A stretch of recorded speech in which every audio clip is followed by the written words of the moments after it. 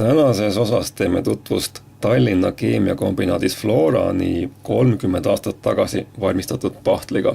Pakend on avamata. Ümbris on rebenenud, kuid üks äär, see siin, hoiab nibin-nabin kogu kupatust kinni. Seega kaup sobib minu pakendist avamise videosse nagu rusikas silmaauku. Midagi suurt ja rasket on kunagi kaubale asetatud, mis ümbrise lõhkus, kuid see selleks.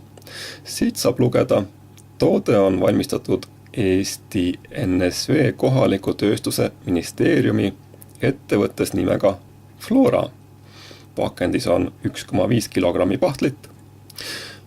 Veel on antud lühike tutvustus ja õpetus, kuidas mida teha. Nagu kõik teavad, oli Eesti 50 aastat oma tahte vastaselt suure liidu NSV liidu osa. NSV liidu ühisraha oli rubla, pakk Flora pahtlit maksis 30 aastat tagasi 90 kopikut. Uskumatu.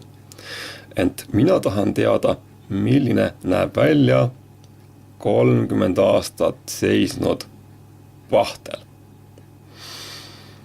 Taustaks räägiks väheke ajaloost.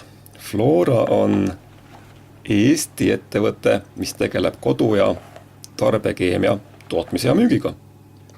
Keemiatööstuse alguseks Eestis loetakse Mayeri keemiatehase asutamist 1876. aastal Tallinnas.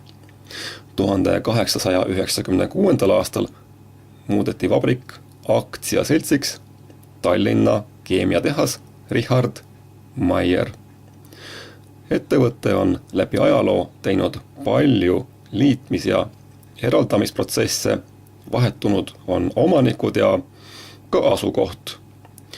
Vabrik Flora, millelt pärineb keemiakombinaat Flora ja AS Flora nimi, kasvas välja 1921. aastal asutatud kosmeetika laboratooriumist Flora.